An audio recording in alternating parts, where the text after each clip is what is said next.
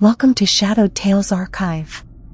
Tonight's story is titled, The Sheep That Wait Beneath. Let the shadows speak. Part 1. The Man in the Wool Hat. Another pint should have wrapped the evening up nice and quiet. That's what I told myself as the barman slid the glass across the lacquered wood, past greasy coasters and half-smoked Raleighs. The pub smelled like damp carpet and roasted lamb. There was a football game humming low on the television behind the bar, but nobody was watching. It was my last night in Brackenshire, a soggy hill-wrapped town in Gloucestershire that looked like it hadn't updated its calendar since the 40s. I came here on business. Wool, ironically. That's what I do.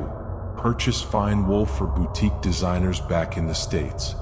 Stroud's Hills, the surrounding moors, they were famous once. Their flocks were legendary.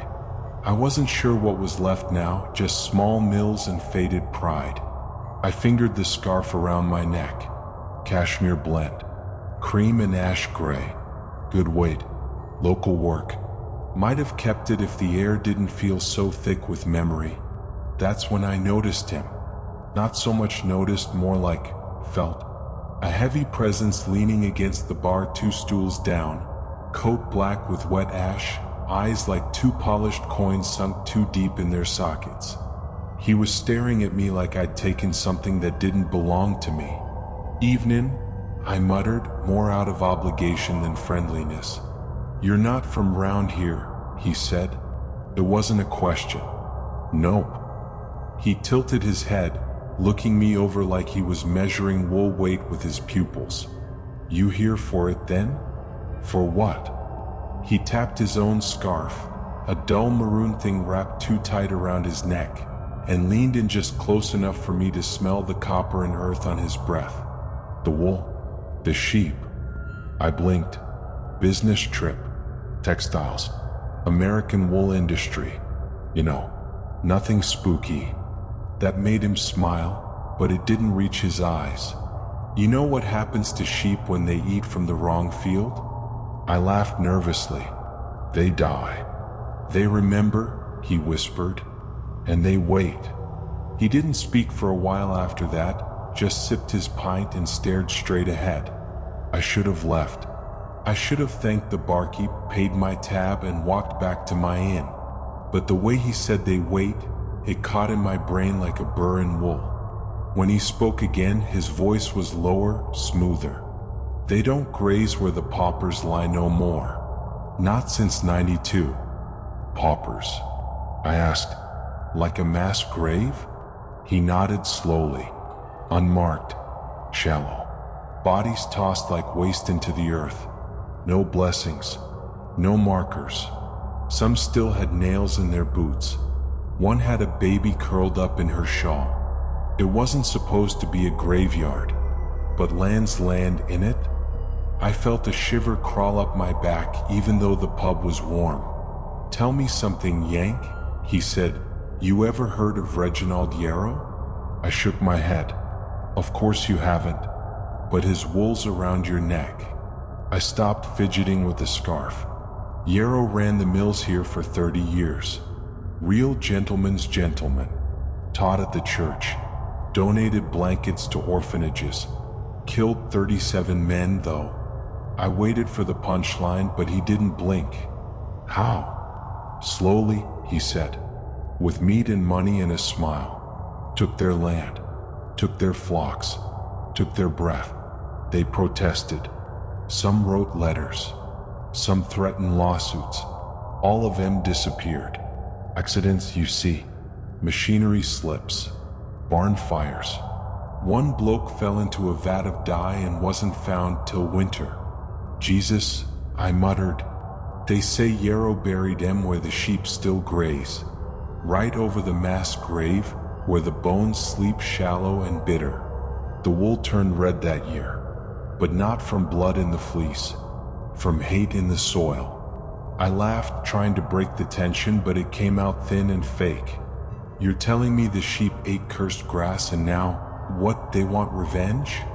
No, he said with sudden clarity. I'm telling you, the sheep were always watching, and someone finally taught them how to act. I should have walked out, but he wasn't done. They call it the Spindle Pact, he said. A deal made between dying men and something older than the hills. Not a devil, not a ghost. Oh wait, a memory that cuts upward through generations like thorns up through linen. And what does this memory want? To be worn. I stared at my scarf. A sudden image flickered in my mind. Wool dyed dark, not by ink or pigment, but by marrow.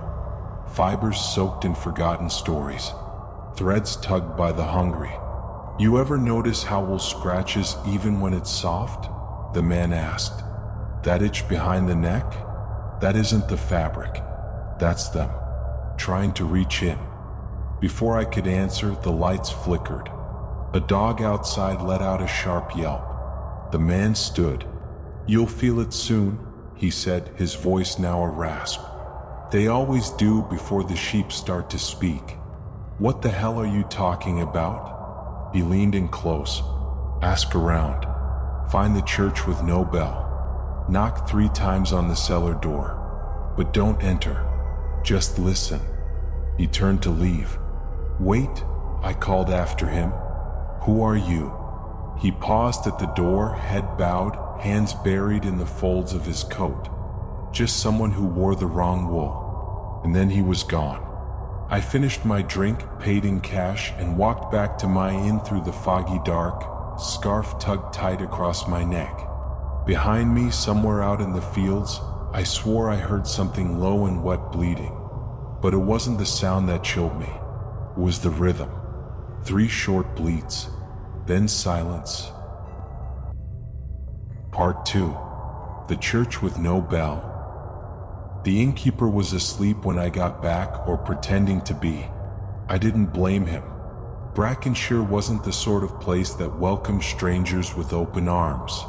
The walls here whispered, the ground creaked, and the air, it carried too much history in it, like a room that hadn't been opened in decades. I peeled the scarf off my neck and tossed it on the bedpost. Then I hesitated. The fabric was damp, but it hadn't rained in hours. Sleep didn't come easy. I tossed in bed, sheets tangled, limbs hot. Behind my eyelids I saw sheep, dozens of them, lined up along a crumbling fence. Their eyes weren't eyes, just holes, pits of shadow. And in the center of their foreheads, a red, pulsing mark like an ember, beating in rhythm. 3 slow pulses. Silence. Then again. When I woke, my scarf was wrapped around my throat, tightly. The next morning, I made inquiries. Church with no bell? The waitress at the cafe repeated, stirring sugar into her tea. You mean the Black Chapel? I nodded, pretending to know what that meant. She pointed down the hill, on Cold Row Lane. But it's locked up. Been that way since I was a girl. Why? She looked around like she wasn't sure she should say more. Then, quietly, people heard things. I didn't ask what. Cold Row Lane didn't appear on my GPS. I had to follow hand-painted signs nailed into trees, each more crooked than the last. The chapel stood alone, surrounded by rotting fence posts and bramble. It was made of dark stone, overgrown with moss. Ivy climbed the sides like veins. The steeple was cracked, the cross on top hanging at an angle. And true to its reputation, no bell. But the cellar door was there. Oh, wooden, bound in rusted iron. I knocked 3 times. Nothing happened. At first, then, from beneath, a thud, a scrape, and finally, a sound like wool dragging against splinters. I froze. The silence that followed wasn't empty. It was full of listening. I didn't open the door. Instead, I took a step back, then another. The air felt heavy, and the world around the chapel looked subtly wrong, too still, too quiet. Even the wind refused to breathe here.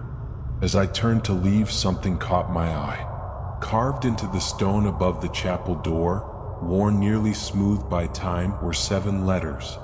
Yarrow. The name from last night. Reginald Yarrow. I went back to the pub. Different bartender. Cleaner apron. Less talkative. I asked about Yarrow. He froze mid-pour. Old name, he said. Don't hear it much. He ran the mills, right? The barman nodded once. Long time ago. Before the flood. I blinked. Flood? You've been up Cider Hill yet? I shook my head. Don't. Not alone. What happened? He leaned in slightly, voice low. They say the river rose after Yarrow's funeral, covered the fields, drowned every sheep on his land. But when the water went down, no bodies. Not one. Just hoof prints. Thousands of them. Leading back toward the chapel. He slid my drink across. Locals call it the repast. I stared into my pint. The sheep came back, he said, but different. That night I dreamed again. This time I was in the cellar. A ring of sheep stood on their hind legs, heads bowed like monks. In the center was a man crucified not on a cross, but on a loom. His intestines were threaded like yarn. His mouth hung open in a silent scream. Above him, carved into the ceiling, "We remember." I woke up choking, fingers tangled in my scarf again. But I had locked it in the drawer before bed. Hadn't I? In the morning, I found hoof prints outside my window. Not muddy ones. Not painted. Burned into the grass. Part 3. The Pact in the Loom House. I spent most of the morning staring at the prints outside my window. They weren't scattered like animals had wandered past. No, these were precise. 2 rows evenly spaced, as if something had walked toward my room, and then stopped, right beneath the glass. I needed answers, so I went to the records office. It was tucked behind the post office, where dusty folders outnumbered digital files by 100 to 1. A bored clerk named Elsie pointed me to the archives and left me alone. The room smelled of mold, paper, and something faintly sweet, like spoiled sugar. I dug through death certificates first. Yarrow's name showed up 3 times. Reginald A. Yarrow, deceased 1893. Cause of death, internal hemorrhaging. Burial, unmarked. Then again in 1894. And once more in 1896. Each time same cause, same name, different signatures, different initials, and each followed by a page stamped in red, body unrecovered. I dug deeper and found a folder labeled Spindle Accords, 1879 to 1902. It wasn't supposed to be there. It had no official markings, just 7 yellowed pages clipped together. Inside were handwritten notes, uneven, desperate. The wool sings when soaked in blood. They gather where silence is deepest. The loom house stands still, though the trees around it rot. We didn't make a pact. We fed it. Now it weaves us. A crude drawing followed. A giant sheep with eyes made of warped spools and a human mouth stitched shut with red thread. Beneath it, "Beware the shepherd below." I asked Elsie about the loom house. She flinched. "That thing's still standing? Where is it?" She hesitated. "End of Old Weaver's Road. Follow until the trees get black. But don't go inside. Not even during daylight." "Why?" She stared at me with hollow eyes. "Because it doesn't care what time it is." It took me 40 minutes to hike the road. The trees did get darker. Not just from the thick branches overhead, but the bark itself. It looked burned even though there was no smell of fire. The loom house sat in a sunken clearing, its roof bowed inward like a supplicant's back. Windows sealed with wax paper. Doors nailed shut from the outside. I walked around to the side. There was a hole. Not a large one, maybe from where an animal had clawed its way through. I peeked in. Darkness. And then, movement. Not quick, not threatening, just turning, like a wheel or a loom. Against every instinct in my body, I crawled inside. The smell hit first, wet wool, rust, and something sourer beneath it all, like turned milk. The room was huge, bigger than it looked from outside. Looms stood along the walls, some shattered, some whole. Threads still hung from them like spiderwebs made of hair. In the center was a raised platform with a stone basin. It was filled with something thick, burgundy black, and pulsing. Above it, carved into a wooden beam. Only the thread remembers. I stepped closer and the basin whispered. It wasn't a sound, it was a feeling. As if hundreds of voices had been stitched into the fibers of the wool itself, and now they were trying to unravel themselves through my skin. I backed away and tripped over something hard. It was a boot, attached to a leg. The body was curled beneath one of the looms, almost completely wrapped in wool, only a pale hand sticking out, burned into the flesh.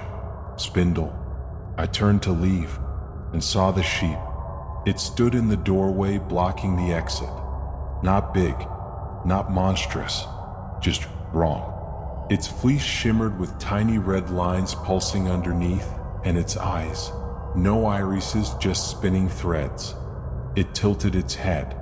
I didn't run, didn't breathe. The sheep took one step forward and stopped, then turned and walked out. I didn't remember how I got back to the inn, just that I didn't sleep that night. I locked the scarf in a metal drawer and wedged a chair beneath the door. Still at 3:11 a.m. I heard it. Click, click, click. The drawer opening. In the morning the scarf was gone, but something else had replaced it. A neatly folded piece of cloth. It was rougher, older, dyed a deep maroon, and on the corner, stitched in golden thread, "Tell the loom, or join it." Part 4, Wool of the Forgotten. I didn't tell anyone about the new scarf. Not Elsie, not the barkeep, not even the mirror.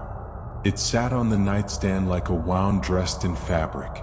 I hadn't touched it, but somehow I felt it, like it had weight beyond its size, like gravity bent differently around it. And the stitching, "Tell the loom, or join it." Those weren't words, they were instructions. I spent the day retracing my steps.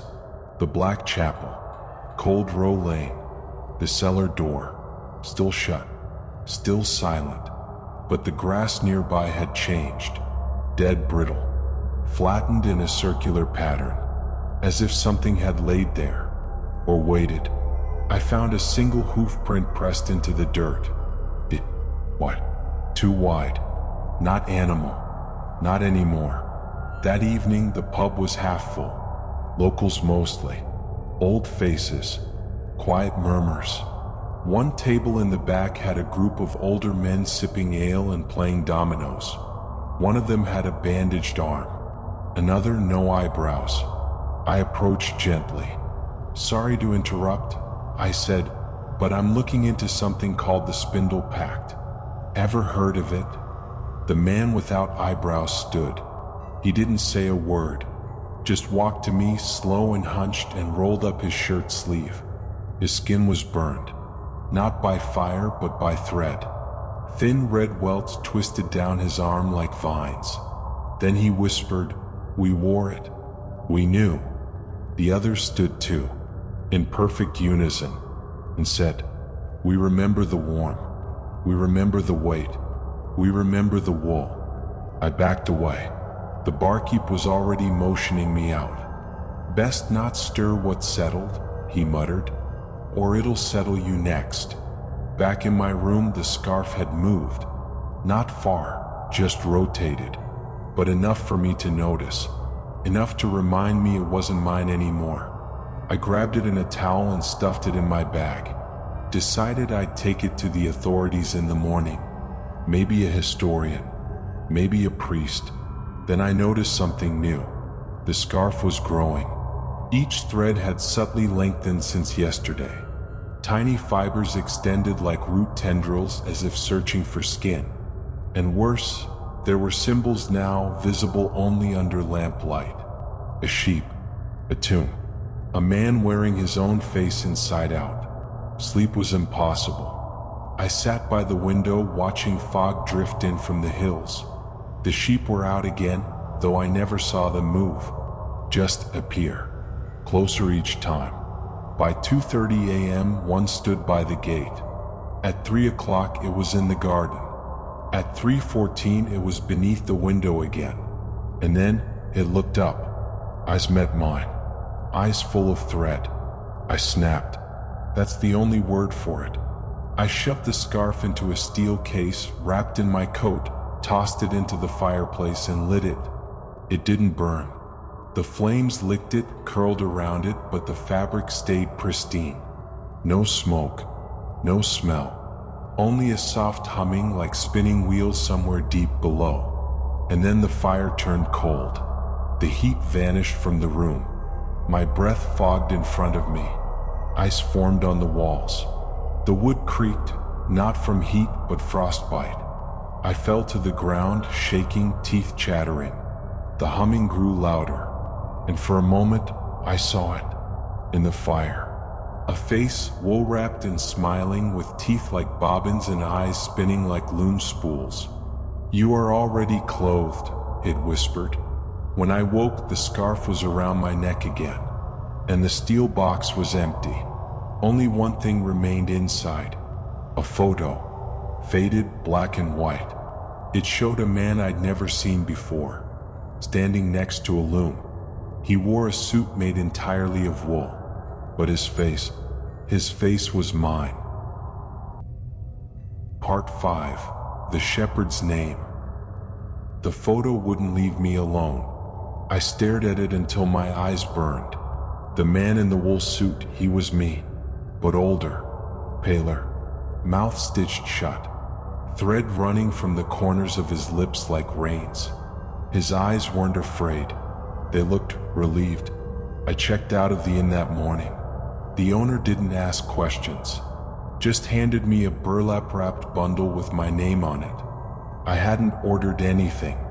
Inside was another scarf. This one was black. Of course, it smelled like rain and smoke. Sewn into the edge, a name in crimson thread. Avery Finch. My name. I left the scarf on a roadside fence post 2 miles outside town. 15 minutes later, it was back in my bag, wrapped around the photo. I drove to the Brackenshire Historical Society. I needed real answers, not whispers in pub corners or haunted in drawers. The museum was empty except for a hunched man behind the front desk. His name tag read, Harlan Wills, Curator. When I asked about Reginald Yarrow, his expression didn't change, but he locked the door behind me. "I wondered when you'd come," he said. "You know me?" "No, but the wool does." Wills led me through a narrow hallway to a back room filled with dusty exhibits. Antique shears, worn wool combs, sepia photos of forgotten weavers. Then, beneath a dusty case, I saw it. A sweater, gray with red trim.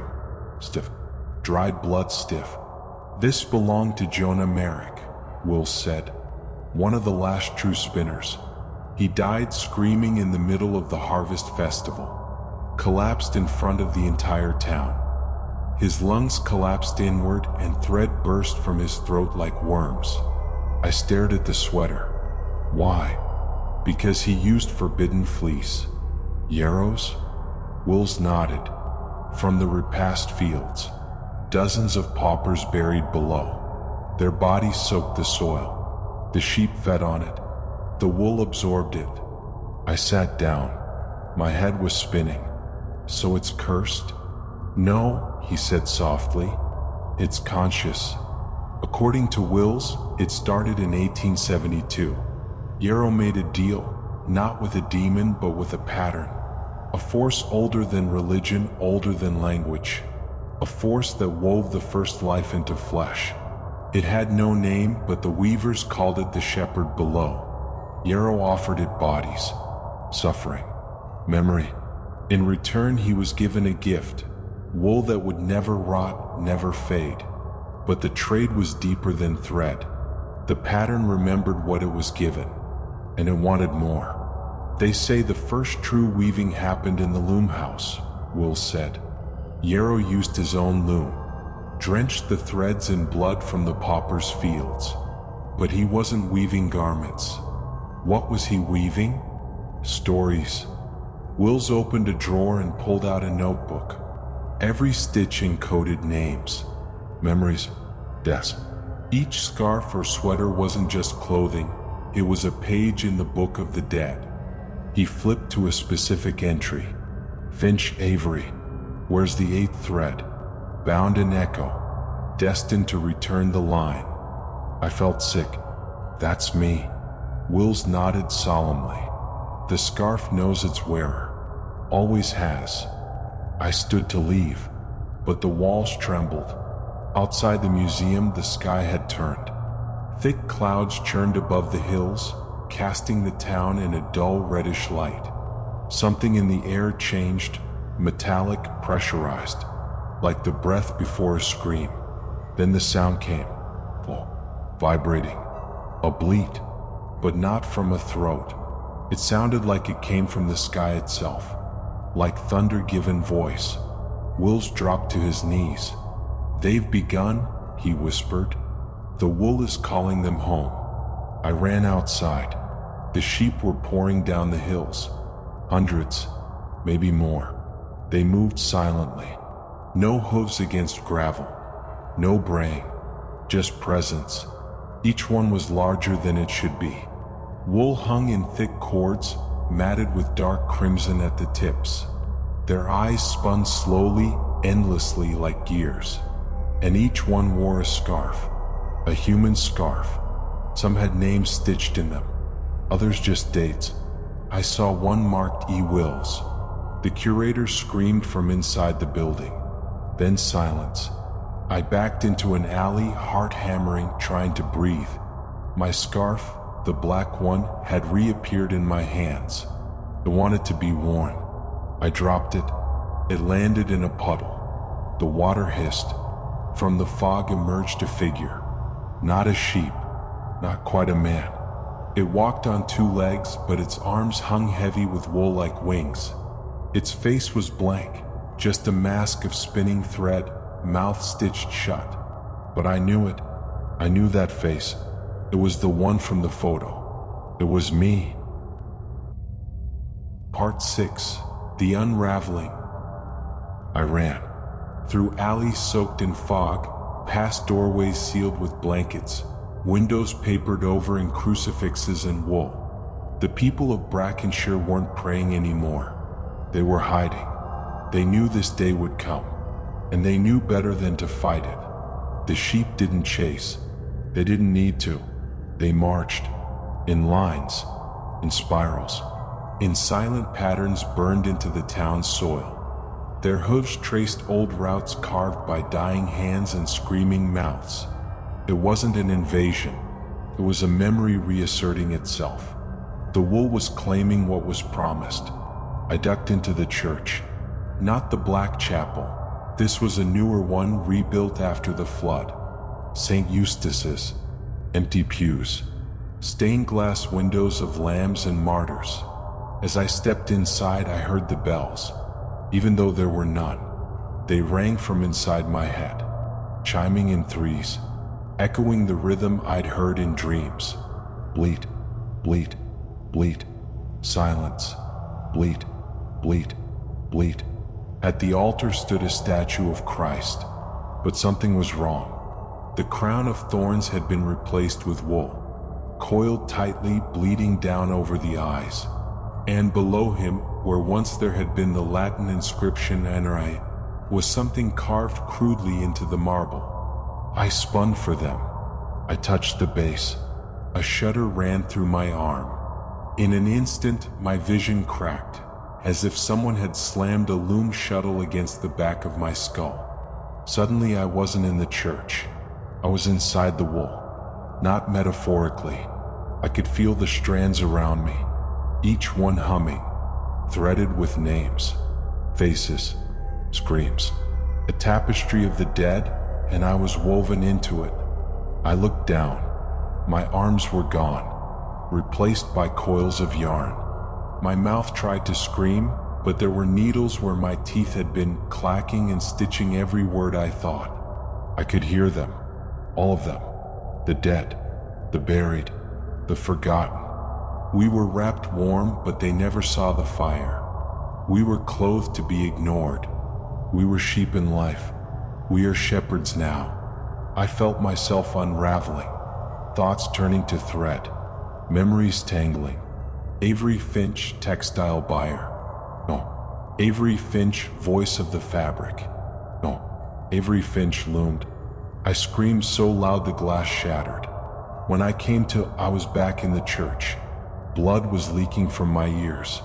The statue of Christ had crumbled. The pews were covered in ash. And standing at the back of the chapel was me. No wool suit now, just bare skin stitched in places where skin should never open. His eyes glowed a dim amber, like candlelight trapped behind gauze. And he spoke, not aloud but in my mind. You know what you are, what you've always been. A wearer, a witness, a warden. No, I whispered, you're not me. He tilted his head. Then why do I bleed your thoughts? Behind him the door creaked. One sheep entered. It was smaller than the others. White, clean, eyes full of spinning blue thread. It walked to me and stopped at my feet, then lay down, peacefully, like it had completed its task. I reached out to touch it. Its wool was human skin, soft, warm, pulsing, and stitched into its side was a final word, return. The other me approached. The loom's calling. The pattern has chosen. You carry the last story. They cannot rest until it's told. I'm not part of this, I said, backing away, but the wool on my arms, real, tangible now, tightened. It crept up my veins like vines, crawling over my chest, around my throat, wrapping my jaw. You already wear it, he said. I didn't choose this. He smiled. That's what makes you perfect. Then the doors of the church exploded open. The sheep came in, hundreds, thousands, a wall of wool and blood and thread. But they didn't attack. They bowed, all of them, to me. Part 7, Pattern of the Dead. They bowed, not out of reverence, out of recognition. I was no longer just a man who stumbled into their history. I was thread returned. The sheep stared, silent and still. Their eyes spun slowly, sinking like clockwork gears. Behind them, the air shimmered like stretched wool under tension. Then it tore, like a seam being ripped, and through it stepped the shepherd below. He didn't look like a god or a devil. He looked like a weaver, tall, cloaked in patchwork robes that moved even when he didn't. His hands were spindles. His beard hung like unraveling yarn. His eyes were needles, silver and long. He spoke without moving his mouth. The pattern holds, but it fades. The thread thins. The memory frays. You, Avery Finch, must rebind it. I stepped back. I'm not a priest. I'm not chosen. You wore the scarf. You saw the face. You opened the cellar. You heard the bell that never rings. I dropped to my knees, overwhelmed. Every word from him felt like it pulled a stitch in my soul. I could feel my own history unraveling behind my eyes. I looked around. The sheep had formed a circle. Inside it were artifacts from the past. A loom wrapped in vine. A blood-drenched spindle.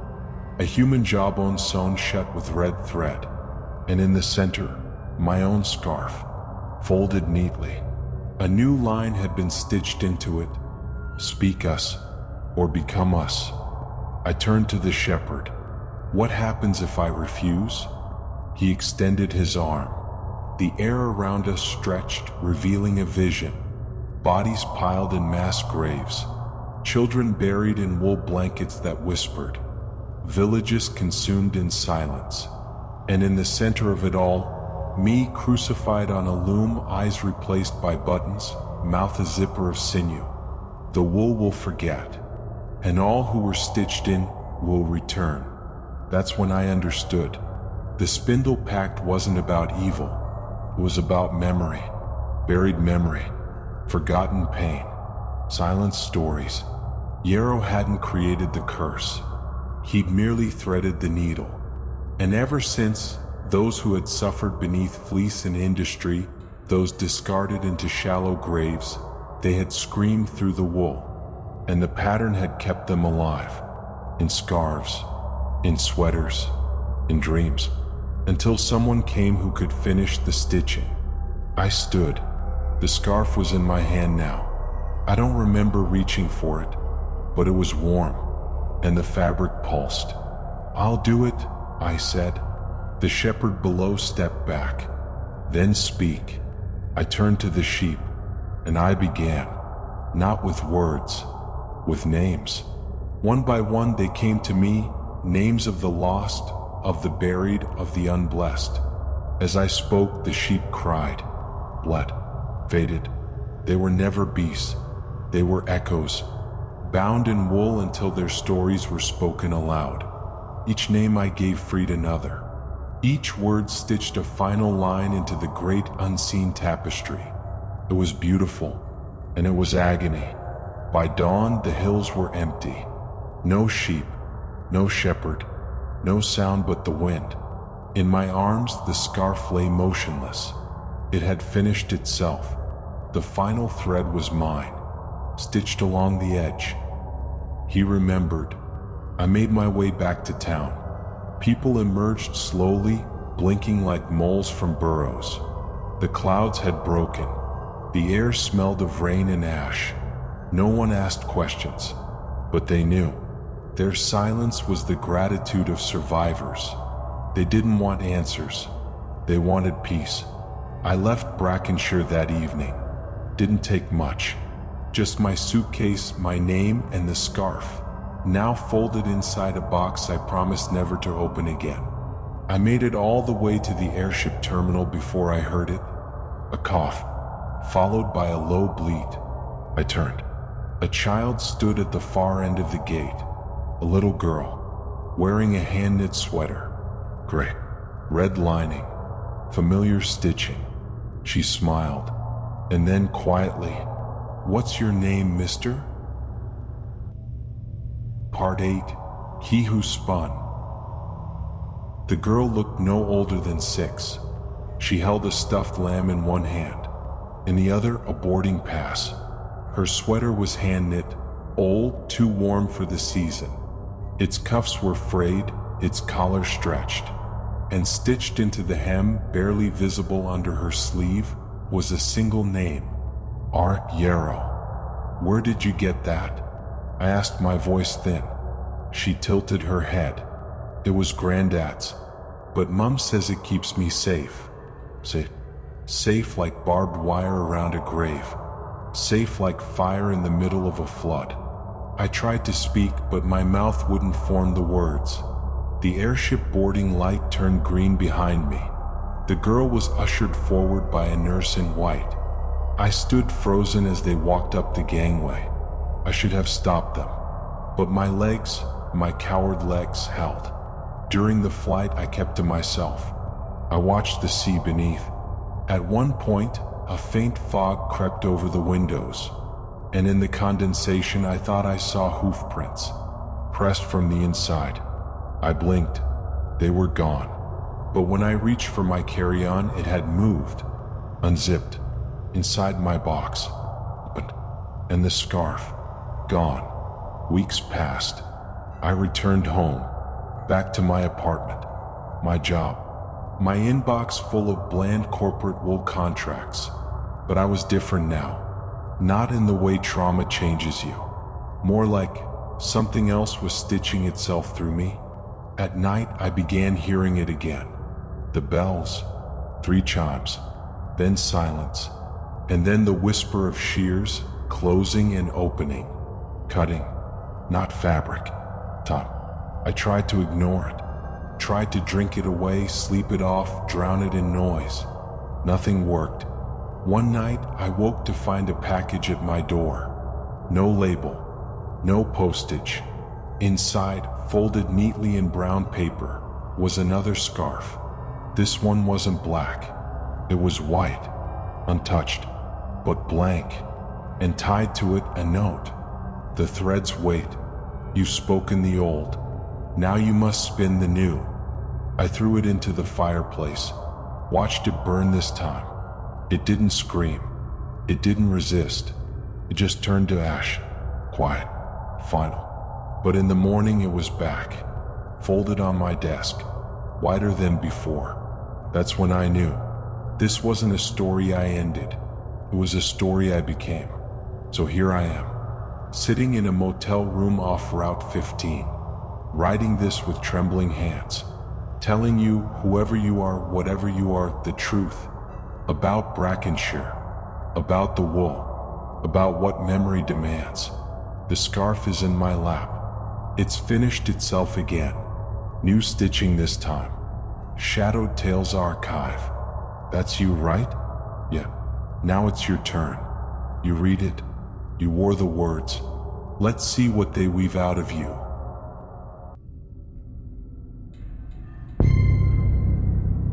And that was tonight's tale from the Shadowed Tales Archive. If it left a mark on your mind, if the silence feels heavier now, then the story did what it was meant to do. Don't forget to like, subscribe, and share the darkness. New stories are always on their way. Until then, keep the lights low and the doors locked.